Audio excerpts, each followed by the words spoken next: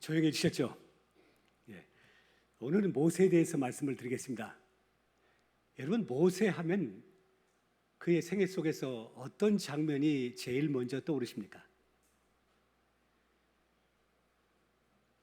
바로의 영아 살해 정책 때문에 3개월 만에 그만 모세를 갈대 상자에 넣어서 나일강에 띄울 수밖에 없었던 그 장면의 모습, 또 그가 바로 왕의 딸인 공주의 아들이 되어서 왕국에서 성장하고 있는 모습, 아니면 이제 그가 40이 되어서 이스라엘 자기 동족을 돌보겠다고 다니면서 자기 민족 편에 섰던 그 모세, 아니면 그가 저 미디안 광야에 가서 장인의 그 양을 치면서 외로이 쓸쓸하게 인생을 살던 그의 모습, 80에 하나님의 부르심을 받고 저 호렙산에서 하나님을 만나는 그 장엄하고 엄숙한 그 장면, 그가 저 이제 애굽에 가서 바로왕 앞에, 그 거대한 애굽 제국의 바로왕 앞에서 당당하게 하나님의 종으로 섰던 그 모습, 아니면 이스라엘 백성을 이끌고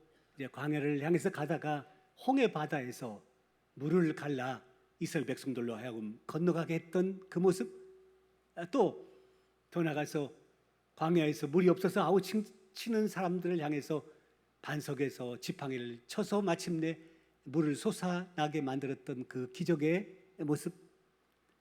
제가 만약에 화가라고 한다면 모세의 수많은 순간순간의 장면들을 그림으로 화폭에 담는다고 한다면 아마 수백 장은 담을 수 있을 것이라는 생각이 듭니다. 여러분, 모세의 어느 장면이 가장 인상에 남으십니까? 오늘도 스테반 집사의 설교에 대한 말씀을 함께 나누려고 합니다. 스테반 집사는 그의 긴 설교 가운데서 이스라엘의 유명한 5사람을 예로 들고 있다는 것 이미 말씀드렸습니다. 누구입니까? 첫 번째가 아브라함이었고, 두 번째가 요셉이었고, 세 번째가 오늘 이제 모세입니다. 네 번째가 다윗과 그리고 다섯 번째 솔로몬입니다. 이 5사람 가운데서 스테반 집사는 설교하는 가운데 어느 사람을 가장 중요하게, 어느 사람을 가장 길게 저 내용을 할애하여 설교하고 그리고 언급했을까요? 아브라함 같은 경우에는요, 2절부터 8절까지의 7절 말씀으로, 요셉은 9절부터 16절까지 8절에 할애하고 있고, 그리고 모세는 17절부터 43절까지 자그마치 27절에 길게 설명하고 있고, 그리고 다윗과 솔로몬은 합쳐서 44절부터 50절까지 7절에 그에 대한 기록을 남깁니다. 여러분, 스테반 집사가 이렇게 모세에 대해서 길게 얘기하고 있는 이유가 무엇일까요? 아마 두 가지 이유 때문일 것입니다. 첫째는 스테반 집사가 고소를 당해서 지금 재판장에 서 있는데 그 고소의 중심 내용이 율법과 모세를 비방했다는 것입니다. 그래서 모세에 대한 비방에 대한 죄목으로 지금 섰기 때문에 모세에 대한 그의 삶을, 그의 생애를 길게 얘기하고 있었습니다. 두 번째는 이 모세는 바로 예수님과 닮은 분이었기 때문입니다. 그래서 모세를 가리켜서 예수님의 모형, 원형이라고 말합니다. 지난 시간에 요셉을 예수님과 닮은 사람이라고 말씀을 드렸는데, 이 모세 또한 예수님과 닮은 부분이 참 많습니다. 이 아침에 그의 설교 가운데서 모세를 길게 언급하고 있는 이유, 그 두 번째인 예수님과 닮은 그의 모습들이 어떤 것인지를 살피면서 오늘 우리에게 주신 하나님의 말씀을 들으려고 합니다. 첫 번째는 하나님의 때가 있다는 것입니다. 오늘 본문에 보면 때라는 단어가 많이 나옵니다. 그 중에 중요한 세 가지 그 때를 언급해 본다고 한다면, 그 첫째가 17절 상반절에 있습니다. 하나님이 아브라함에게 약속하신 때가 가까움에. 하나님께서 아브라함에게 약속하신 말씀은 무엇입니까? 그것은 창세기 15장 13절부터 14절에 나오는 말씀입니다. 좀 긴데요, 제가 읽어보겠습니다. 여호와께서 아브라함에게 이르시되 너는 반드시 알라 내 자손이 이방에서 계기되어 그들을 섬기겠고 그들은 400년 동안 내 자손을 괴롭히리니 그들이 섬기는 나라를 내가 징벌할지며 그 후에 내 자손이 큰 재물을 이끌고 나오리라. 이스라엘 백성들이 이방에서 노예가 되어서 400년 동안을 그들을 섬기리라. 그리고 그 이후에 그 땅에서 자유를 얻게 될 것이다 라는 말씀입니다. 그 약속의 때가 가까이 왔다 하는 것입니다. 두 번째 떼야 될 말씀은 23절입니다. 23절 짧기 때문에 같이 읽겠습니다. 시작. 나이가 40이 되매 그 형제 이스라엘 자손을 돌볼 생각이 나더니, 그는 나이가 40이 돼서 이제는 이스라엘 백성들 자기 동족을 좀 보살펴줘야 되겠다, 자기 백성들을 돌아봐야 되겠다 라고 생각하고 나섰다는 것입니다. 이때가 모세의 나이 40입니다.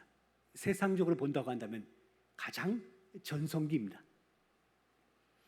22절에 보면 40대 된 때에 이 모세에 대한 그 모습을 이렇게 표현해주고 있습니다. 모세가 애굽 사람의 모든 지혜를 배워 그의 말과 하는 일이 능하더라. 어떻습니까? 모세는요, 공주의 아들이었습니다. 그리고 이제 결국 왕자가 되었습니다. 애굽의 학문을 다 배웠습니다. 그래서 말도 잘했습니다. 무엇을 하든지 완벽하게 했습니다. 리더십이 있었습니다. 용기가 있었습니다. 명철을 했습니다. 잘생겼습니다. 그 어느 것 하나도 부족함이 없는 준수한 사람이었습니다. 여러분, 모세는 이때 자기 민족을 돌보는 일에 성공했을까요? 실패했을까요? 세상적으로 본다고 한다면, 인간적으로 본다고 한다면 이때에 부족함이 없게 보였던 이때에 실패할 수가 없습니다. 성공해야 합니다. 하지만 여러분, 이때 그는 처절하게 실패하고 말았습니다. 자기 민족을 돌아봐야 되겠다고 생각해서 나갔다가 자기 동족이 어려움을 당하는 것을 보고 애굽 사람을 쳐 죽인 결과 그는 그 일 때문에, 살인자의 모습 때문에 더 이상 왕궁에서 살 수가 없어서 저 미디안 광야로 도망을 가게 됩니다.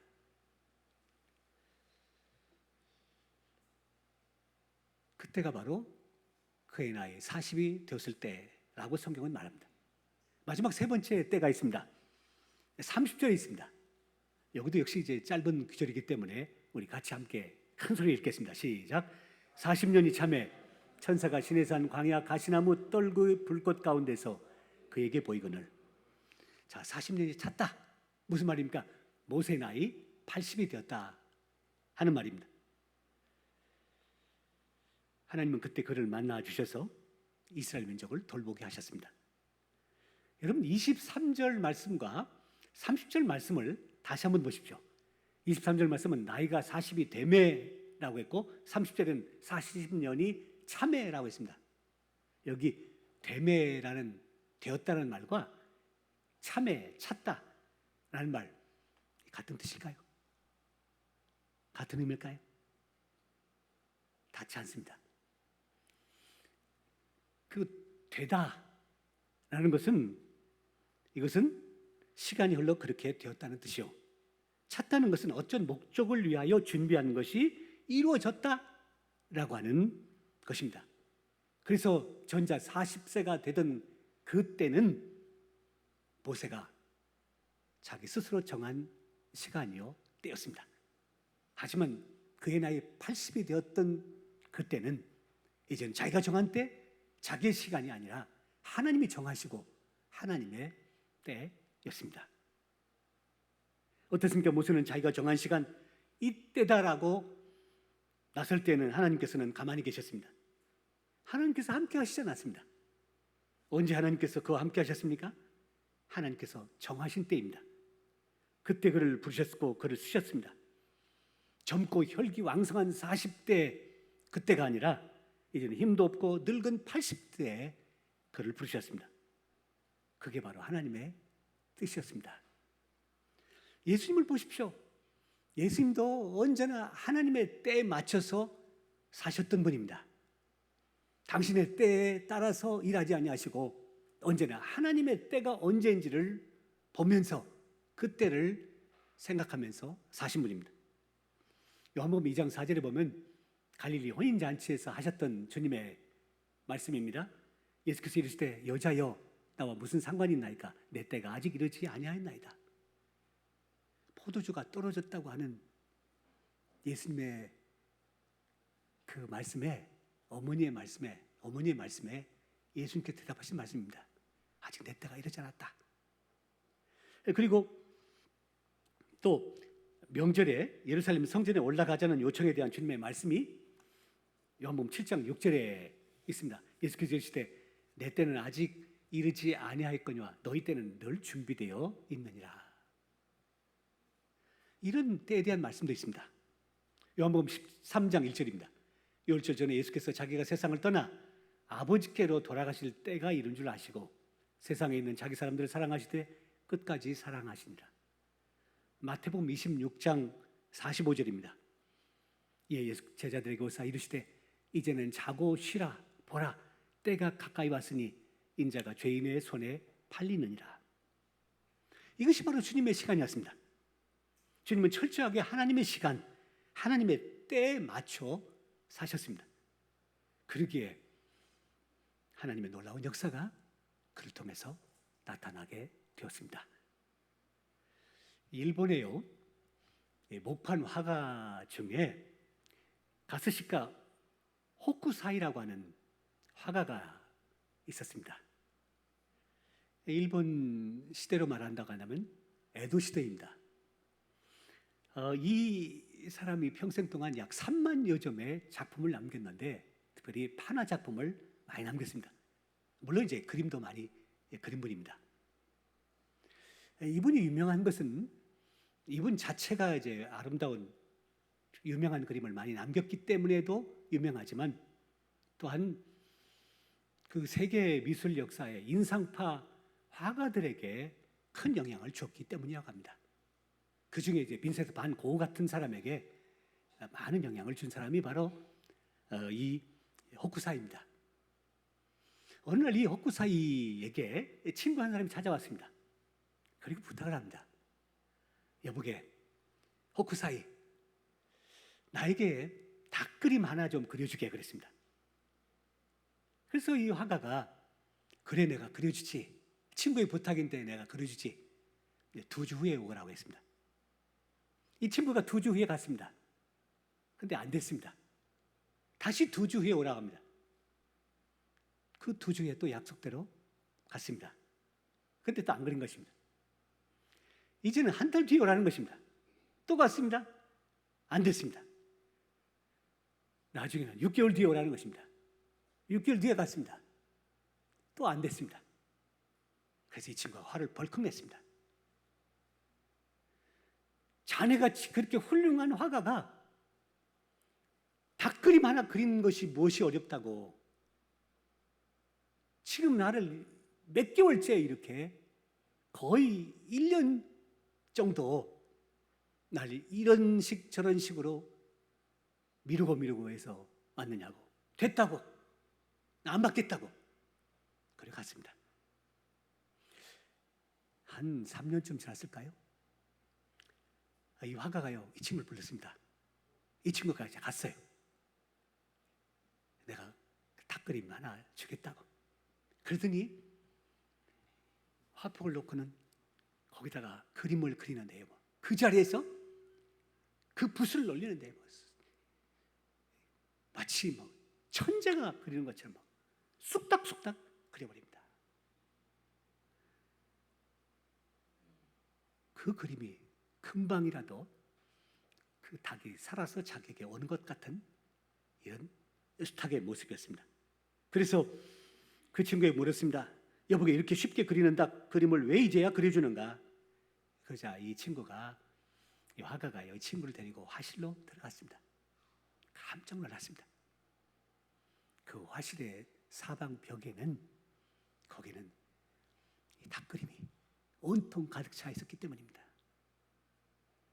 이 화가는 자기 사랑하는 친구에게 수탉 하나를 그림을 주려고 3년 동안이나 습작을 했던 것입니다. 여러분, 그래서 이 친구가 화가에게 아무 말도 못했다는 것입니다.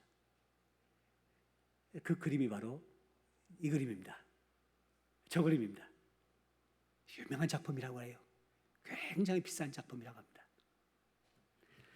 그렇습니다. 다 때가 있습니다. 여러분, 내가 생각하고 정한 시간에 뭘 하지 마십시오. 하나님께서 정하신 그때 하셔야 합니다. 그래야 놀라운 역사가 일어납니다. 내가 정한 시간에 내가 무슨 일을 하면 내 실력, 내 능력, 내 지혜 밖에는 나타날 수가 없는 것입니다. 하지만 하나님께서 정하시고 하나님께서 계획하신 그 시간에 일을 할 때는 하나님의 지혜가 나타나고 하나님의 능력이 나타나고 하나님의 권세가 나타나게 됩니다. 그러므로 늘 순간순간 우리가 살아가면서 하나님의 때가 언제인지를 물으셔야 합니다. 내 때가 아니라 하나님의 때 말입니다. 다음으로 두 번째, 이 모세와 예수님의 두 번째 공통점은 고난이 많았다는 점입니다. 여러분, 예수님의 생애와 모세의 생애에 닮은 점은 바로 고난이 많았습니다. 스테반 집사는 지금 모세에 대한 얘기를 시작하면서 모세의 어린 시절, 낳자마자 3개월 지나서 나일강의 갈대 상자에 띄울 수밖에 없었다는 얘기를 시작하고 있습니다. 스테반 집사는 설교를 통해서 이 얘기를 하고 있는 이유가 무엇일까요? 그것은 바로 우리 주님의 어린 시절 유아 살해 명령을 내려서 저 헤롯 왕 때문에 죽음을 당할 수밖에 없었고 그래서 애굽으로 피난 내려가셨던 그 주님을 지금 상기시키고 있는 것입니다. 21절 상반절 말씀을 보십시오. 버려진 후에 모세는 버림받았습니다. 아버지 어머니가 버린 게 아닙니다. 애굽의 바로에 의해서 버림을 받았습니다. 이 세상을 살아가면서 가장 큰 고통이 무엇이라고 보십니까? 잊지 못하고 먹지 못하는 것입니까? 아닙니다. 버림받는 것입니다. 사랑하는 친구로부터 버림받는 것, 그리고 또 심지어 부모로부터 버림받는 것, 이 버림받는 것보다도 더 큰 고통이 없습니다. 예수님은 얼마나 많이 배반당하시고 버림받으셨는지 모릅니다. 앞서 말씀드린 것처럼 헤롯의 유아 학살 명령 때문에 가까스로 생명을 부지하고 애굽으로 피난 내려가실 수밖에 없었고, 그리고 그 후에 수없이 많은 사람들로부터 비난받으시고 정죄받으시고 배반당하시고, 그리고 심지어 자기 제자들로부터 배반도 그리고 팔림을 받기도 하셨습니다. 그뿐이 아닙니다. 소위 성경의 전문가라고 할 수 있는 저 서기관들로부터도 버림을 받았습니다. 그리고 예수님께서 종료 주일날 예루살렘 성에 낙이 타고 올라가실 때 그때 백성들이 뭐라고 그를 환호하고 맞이합니까? 영접합니까? 호산나를 외쳤습니다. 무슨 말입니까? 우리를 구원하실 분이십니다. 우리를 구원하실 분입니다. 라고 외쳤던 그 사람들이 돌변해서 이제는 저 예수를 십자가에 못 박아 죽이시오, 저 십자가에 달아 죽이시오 라고 외쳤던 배반을 당하신 분이 바로 예수님의 생애입니다. 그런데요, 모세나 예수님이나 그 많은 고난 가운데서 그 어려운 순간들을 이길 수 있었던 비결이 무엇일까요?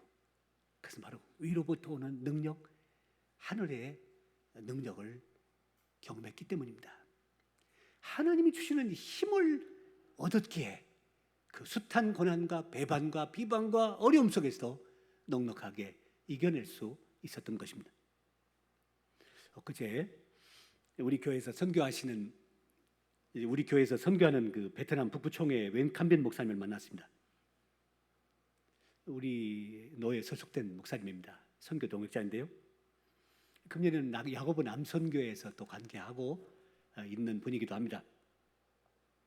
이 웬캄빈 목사님은 지난 15년 전에 우리 한국에 오셔가지고 우리나라에서 신학 공부를 하시고, 그리고 이제 우리 한국에서 목사 안수를 받았는데 우리 노에서, 서울 북노에서 목사 안수를 받았습니다. 베트남에 가서는 베트남 선교를 하시다가 또 한국에 오셔가지고는 한국에 와 있는 베트남 유학생들 이들을 위한 선교를 지금 하고 있습니다. 특별히 그 명지대학에서 그 사역을 하고 있는데, 여러분 명지대학의 한 학교에 말입니다, 베트남에서 유학 온 베트남 학생들 수가 몇 명 정도 되는지 아십니까? 저는 중국 사람만 많은 줄 알았습니다. 1000명이 와서 공부를 하고 있다고 합니다. 그래서 이 1000명의 학생들에게 이제 기독교와 교양이라는 이 과정에 강의도 하고, 그리고 이제 코로나 때문에 학교에서 강의하지 못하고 또 예배를 드리지 못하기 때문에 저 회원동에 어느 선교 단체에서 이제 빌려준 그 집에서 기거하면서, 거기에 방이 2개가 있는데, 조그만 방이 2개가 있는데요, 거기에 학생들을 불러가지고 그들에게 복음을 가르치고 성경 공부를 하고 또 주일이면 예배를 드린다고 합니다. 수십 명이 와가지고 이제 하는데, 사모님은 이제 5살밖에 되지 않는 그 아이를 데리고 점심을 해댑니다. 그런데 이 학생들이 점심만 먹고 가면 좋을 텐데 저녁까지 안 간다는 거예요. 그럼 어떻게 합니까? 사모님은 이제 저녁까지 그 아이들을 위해서, 학생들을 위해서 또 아이 들쳐업고 울면 그리고 이제 밥을 해야 된다고 그래요. 동분서주하면서 그 사역을 감당하고 있습니다. 그런데요, 들어보니까요, 이 은천범 목사님의 건강이 말이 아닙니다. 4년 전에 폐암 4기 판정을 받았고, 그래서 수술도 할 수 없는 처지였다고 합니다. 하지만 내가 죽어도 좋으니 수술해달라고 하도 때를 쓴 바람에 그 의사 선생님이 수술을 했답니다. 지금도 항암 치료를 받고 있는데요, 그런 가운데도 얼마나 열심히 사역을 하는지 모릅니다. 제가 그 비결을 물었습니다. 어떻게 해서 이렇게 힘있게 항암 치료 받으면서 그렇게 힘있게 쉬지 않냐고 일할 수 있습니까? 그의 대답입니다. 하나님께서 힘 주셔서 하고 있습니다. 하나님께서 힘 주시지 아니하시면 저는 벌써 쓰러졌습니다 라고 말합니다. 여러분, 우리들도 고난이 있습니다. 하나님께서 모세에게 힘 주셨던 것처럼 하나님께서 예수님에게 힘 주셨던 것과 같이 이 시간 여러분 한 사람 한 사람에게도 힘을 주실 줄로 믿습니다. 그래서 그 고난을 넉넉히 이기고 승리하게 될 줄로 믿습니다. 마지막 3번째로 이 모세와 예수님의 그 공통점 닮은 점은, 그것은 구원자였다는 것입니다. 그들이 다 구원자였다는 점입니다. 여러분, 예수님이라는 예수의 뜻이 무엇입니까? 자기 백성을 구원하실 구원자라는 뜻입니다. 예수님의 이름은 처음부터 아예 이 땅에 오셔서 구원자라고 하는 이름으로 삶을 시작하셨습니다. 모세를 보십시오. 하나님은 모세를 이스라엘 민족의 구원자로 보내셨습니다. 25절에 보면 그의 나이 40세입니다. 하나님께서 아직 그를 부르시기도 전입니다. 하지만 그때에 그는 이런 자의식을 가지고 있었던 것 같습니다. 나는 내 민족을 돌아봐야 할 사람이다. 내 민족을 돌아볼 구원자이다 라는 의식을 가지고 밖에 나갔다가 이제 일을 당합니다마는, 이런 그 자의식이 그에게 있었습니다. 그 후에 하나님께서 80세에 모세를 부르시는데, 그 부르시는 장면의 자세한 얘기가 30절부터 34절까지 나오는데, 거기에 많은 얘기들이 있습니다만 2가지 부분만 이 시간에 살펴보려고 합니다. 첫째는 하나님 모세에게 신을 벗으라고 하셨습니다. 왜 신을 벗으라고 하셨을까요? 그것은 바로 하나님이 임재하신 장소는 거룩한 곳이기 때문입니다. 하나님은 지금 모세에게 큰 일을 맡기시려고 하십니다. 그렇다면 더 튼튼한 신, 더 좋은 신을 그에게 신겨 주셔야 합니다. 그런데 하나님은 신고 있는 신까지 벗기셨습니다. 그가 지금 신고 있는 신은 그를 지금까지 지탱해 준 신입니다. 광야에서 양을 칠 때도 그를 지탱해 줬던 신이요, 산에 올라갈 때도 그를 지탱해 줬던 신입니다. 신은 바로 그의 중요한 도구였습니다. 그것이 없으면 살 수 없는 것이었기도 했습니다. 그러므로 신을 벗으라는 말씀은 모세가 지금까지 의지했던 것, 자기를 자기 되게 만들어 주었던 그 모든 것을 버려야 한다는 것을 의미하기도 합니다. 그런 세상적인 신을 신고서는 하나님의 일을 할 수가 없다는 말씀입니다. 여러분은 지금 오늘 어떤 신을 신고 오셨습니까? 비가 오기 때문에 선들 신고 오셨습니까? 장화 신고 오셨습니까? 운동화 신고 오셨습니까? 구두 신고 오셨습니까? 내 지식의 신, 내 경험의 신, 내 권력의 신, 내 부의 신, 나의 자기 주장의 신 신고 계시지 않습니까? 그런 신을 신고 세상을 다녔지만 하나님 앞에서는 설 수도 없고 다닐 수도 없습니다. 그러므로 벗어야 합니다. 왜요? 하나님 앞에 그것은 있을 수가 없는 것이기 때문입니다. 거룩하신 하나님 앞에서는 아무 쓸모가 없는 것이기 때문입니다. 이제 교회 나오실 때마다 그런 신들을 벗어야 합니다. 내 지식과 내 경험과 내 주장과 내 철학과 하나님보다 앞세웠던 것들, 이것들 벗으셔야 합니다. 이제 교회 나오셔서 예배 드릴 때마다 거룩하신 하나님의 존전에 설 때마다 내 자신의 신을 벗어버리고 주님을 만나시고 주님과 교제하시고 주님의 놀라운 능력을 공급받는 시간 되시기를 주님의 이름으로 간절히 바랍니다. 둘째, 하나님은 모세에게 구원자의 사명을 주셨습니다. 모세가 신을 벗자 하나님 모세에게 이제 사명을 주십니다. 자, 신 벗는 사람에게 하나님은 사명 주십니다. 신 벗는 사람에게 하나님은 새로운 일을 주십니다. 신 벗는 사람에게 하나님은 놀라운 역사를 이루어 가게 하십니다. 신 벗지 않는 사람은 내일 계속해서 하게 될 것입니다. 내 신 벗지 않는 사람은 계속해서 내 신 신고 인생을 살게 될 것입니다. 하지만 하나님 앞에서 신을 벗는 사람은 하나님께서 새로운 사명 주셔서 하나님의 놀라운 역사를 이루어 가십니다. 모세가 신을 벗자 하나님께서 말씀하십니다. 34절 말씀입니다. 34절 말씀.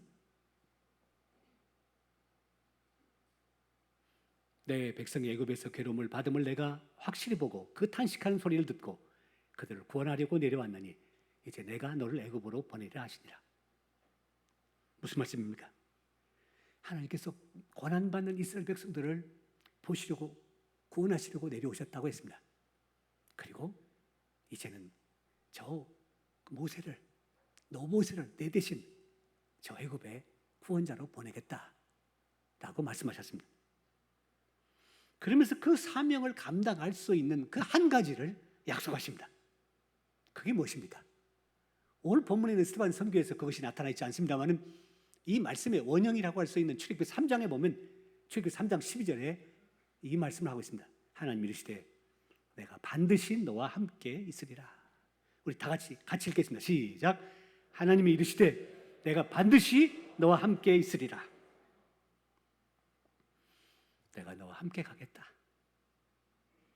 네가 네 신을 벗으면 내가 너와 동행해 주겠다. 어떤 그 신학교 어떤 교수님이 어느 교회에 설교하러 가시게 되었습니다. 막 이제 교회 대문을 지나는데 교회 대문 현수막이 걸렸는데 이런 문구가 써 있었습니다. 오늘도 혼자 오셨습니까? 라는 문구입니다. 오늘도 혼자 오셨습니까? 가족들과 친구들과 함께 오십시오 라는 전도 그 용어입니다. 그런데요, 이 교수님이 그 문구를 보시고 참 잔인하게 보였다고 했습니다. 혼자 나오고 싶은 사람이 어디 있습니까? 배우자 함께 오고 싶지 않는 사람 누구 있습니까? 자녀들과 함께 오고 싶지 않는 사람이 누구 있습니까? 사랑하는 친구와 함께 오고 싶지 않는 사람이 어디 있습니까? 그래서 기도하고 그래서 애씁니다.